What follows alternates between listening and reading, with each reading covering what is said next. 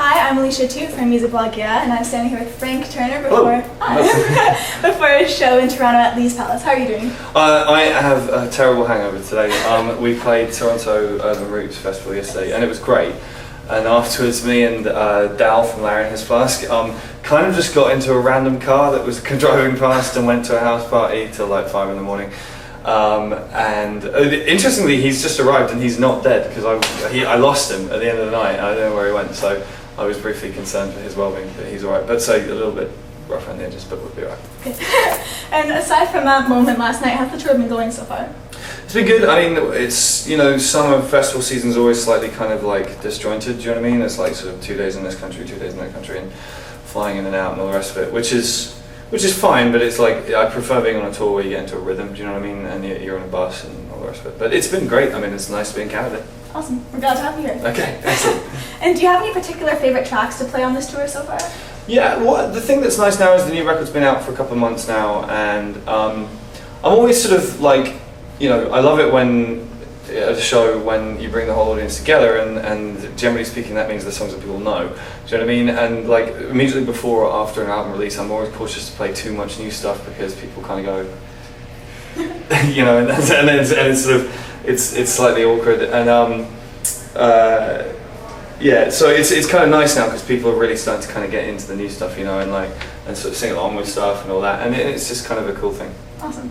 And you've recently released your 5th record, Deep Dead Heart. Do you have any favorites off of that? Yeah, yes, I do. Although I always feel bad saying that because I always feel like it's like you're picking between children. You're not supposed to do it, you know. But I think that there's a song on the record called Broken Piano, the last one on the album, and it's a bit of a departure for me personally as a songwriter, and it was sort of quite ambitious for me, and I think it worked. And we're actually going to play it live tonight for the first time ever. Fantastic. So yeah, that'll be fun. Okay, so we've realized that the record has really been breaking through to a whole new audience in North America. Do you find that there's a difference playing to North American crowds to British ones? There's little differences. People generally have better manners over here, and people travel to shows in this part of the world. In the UK, if you don't play within 20 minutes in front of somebody's front door, they're like, why don't you ever play near me? The one that always does my head is Liverpool and Manchester, which are half an hour apart from each other. There's trains and buses that run 24 hours a day, and if you play in one town, people in the other town go, oh, you're not fucking playing near me. It's like, come on.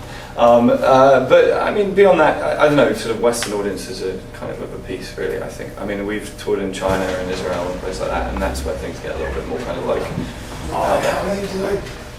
And then we were kind of just talking about that album, but I just wanted to go back to another one. Mm-hmm. My all-time favorite track of yours is Glory Hallelujah. I mean, the lyrics are just amazing. Thank you. What inspired you to write that? Well, I mean, a lot of different things. I mean, partly it's because, you know, I'm an atheist, but every song I could think of about atheism, on the subject of atheism, whatever, was kind of bitter. And I don't feel bitter about being an atheist. I feel quite happy about it. I think it's quite a nice sort of sunny disposition personally, and I sort of wanted to represent that. The other thing with that song was that I wrote the chorus of it, and I just had this chorus, and I wasn't really sure whether I was going to do anything with it. It was just kind of there, and I played it to my buddy Jay, who goes by the name Beans on Toast, who's another songwriter. He's a very good friend of mine. I played in that, and I'm just in the back of a tour bus one evening, like 3 o'clock in the morning, or something after a show. I played that chorus, and he said, right, you've got to finish that song. He said, you started saying something, now you've got to finish saying it. And he said, if you don't, I'll call you a pussy for the rest of your life. So I finished the song. Awesome. Well, definitely glad you did. Yeah, okay, good. Yeah, me too. It's fun stuff. So we feature a ton of new bands on Ambi, and while preparing for the interview, we asked some of our fans and readers, what would you like to ask Frank? So a lot of new bands asked, do you have any advice for us? Yeah, well, I'm with this sort of proviso at first that I always feel slightly bogus giving out advice because I'm not entirely sure what on earth I'm doing with my life. I think that the thing I always feel like is that you make your own luck in the world of the music industry, particularly these days with the internet and all that kind of thing. Just there's so much that you can do on your own, you know. And I know musicians who kind of sit around there waiting for a record contract or a manager or a booking agent or something like that. It's the DIY thing. No one's booking shows, book your own shows. You know, if you can't go and get on any local gigs, then book the gigs yourself. Find a band from another town, do a gig tour with them. You know, figure out a way to like sort of do a short tour of your local area, that kind of thing. And then eventually, if you do that kind of thing, then you'll get a booking agent, and then they can take care of that shit, and you've got more time to set up a website, write more songs, do collaborations, record covers. Do you know what I mean? there are 24 hours in the day. That's a lot of hours. You can do a lot of things. Just be super hyperactive and proactive all the time. Perfect. Thank you for answering that. Something like that. And the last time that we had you on the website was in the 5 Favorite Fab Gigs segment, which is pretty much where you tell us about the 5 favorite shows that you've played. Right. So let's go to the other side of that. What are your favorite shows that you've attended? 5? I've got however wow, let me try and think about this.